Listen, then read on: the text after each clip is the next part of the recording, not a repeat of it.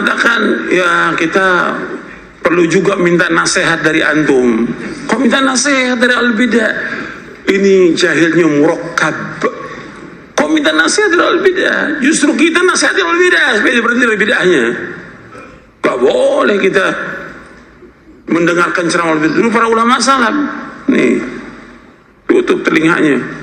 Gak ada dengarkan ceramah al-bidah, tutup telinganya. Kamu yang keluar atau saya yang keluar? Diusir al-bidah itu. Wah, seperti sekarang duduk bersama al-bidah, ngobrol bersama al-bidah, majlis bersama al-bidah, kumpul bersama al-bidah, foto bersama al-bidah. Enggak benar dalam Islam. Kita wajib mengingkari dengan hati. Kalau dengan hati juga enggak dia ingkari, kata Nabi SAW, walaysa wara'a dzalika minal imani habbatu khardalin biqalbi fahuwa mu'min. Dan barang siapa memerangi mereka dengan hatinya, maka dia orang beriman. Artinya ini sudah selama-lama iman. Dia hanya mampu mengingkari dengan apa? Dengan hatinya. Dia mampu mengingkari dengan hatinya. Apakah dia duduk bersama ahlul bidah? Hah? Tidak. Dia wajib meninggalkan perbuatan bidah. Gak boleh duduk. Dan ayatnya sudah dibawakan dua ayat. Yang pertama surah Al-An'am ayat 68, yang kedua surah An-Nisa ayat 140. Ini dua ayat ini menjelaskan tentang tidak bolehnya duduk di majelis-majelis ahlul bidah. Tidak boleh duduk di majelis-majelisnya ahlul ma'siyah. Tidak boleh kita duduk. Sama sekali nggak boleh. Nas Al-Quran ini.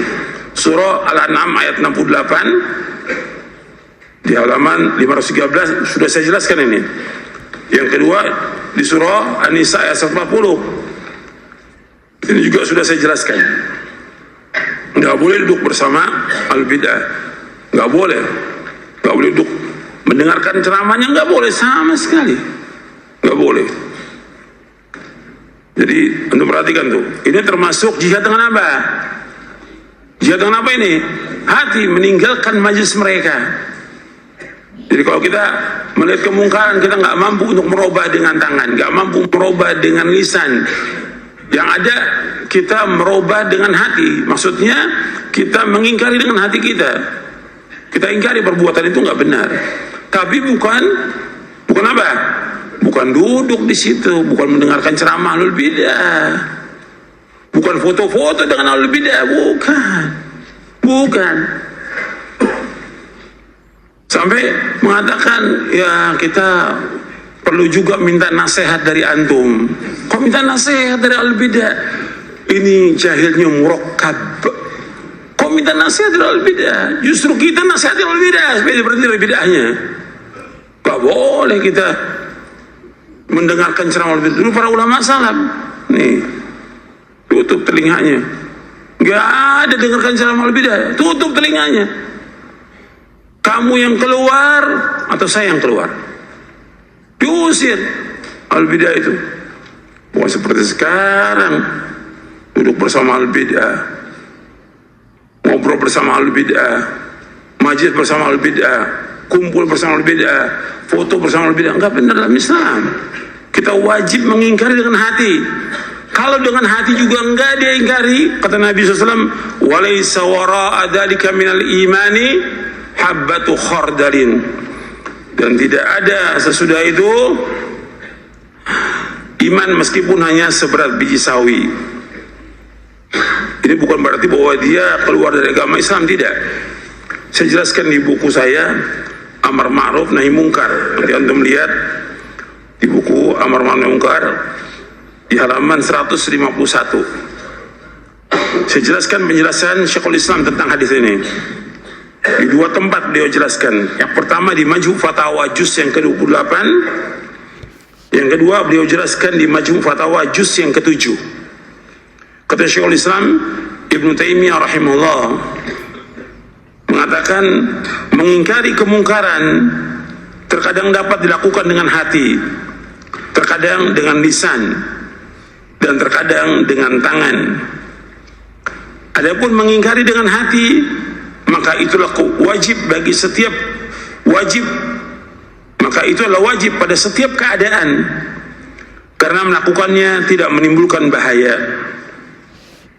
Barang siapa yang tidak melakukannya, maka ia tidak dikatakan mukmin, atau tidak dikatakan mukmin yang sempurna imannya.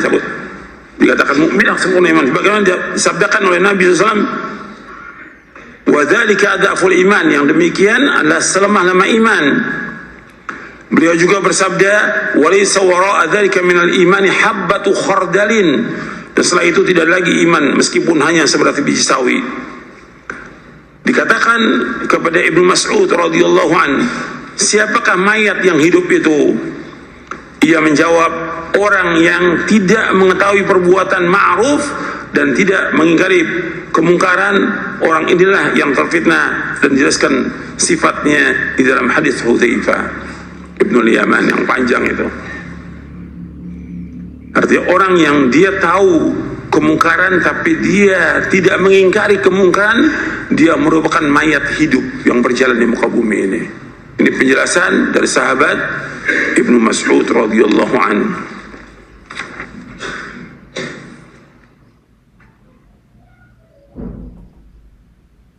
Kemudian ini di Majmu' Fatawa juz yang ke-28 di halaman 127. Kemudian di Majmu' Fatawa di juz yang ke-7 di halaman 428, kata Syekhul Islam Ibnu Taimiyah rahimahullah, beliau berkata, sesungguhnya maksud dari hadis ini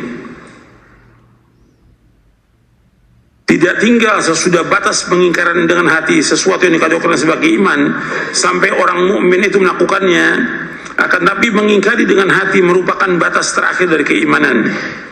Bukanlah maksudnya bahwa barang siapa yang tidak mengingkari hal itu tidak memiliki iman sama sekali. Saya ulang lagi, kata Syekhul Islam, akan tapi mengingkari dengan hati merupakan batas terakhir dari keimanan. Bukanlah maksudnya bahwa barang siapa yang tidak mengingkari hal itu dia tidak memiliki iman sama sekali. Tidak demikian. Oleh karena itu Rasulullah SAW bersabda, tidak ada sesudah itu. Maka beliau menjadikan orang yang beriman 3 tingkatan. Masing-masing di antara mereka telah melakukan keimanan yang wajib atasnya. Akan tapi yang pertama mengingkari dengan tangan, tatkala ia yang lebih mampu di antara mereka, maka wajib atasnya, lebih sempurna dari apa yang wajib atas yang kedua, mengingkari dengan lisan. Dan apa yang wajib atas yang kedua lebih sempurna daripada apa yang wajib dari yang terakhir. Maka dengan demikian diketahui bahwa manusia bertingkat-tingkat dalam keimanan yang wajib atas mereka sesuai dengan kemampuannya beserta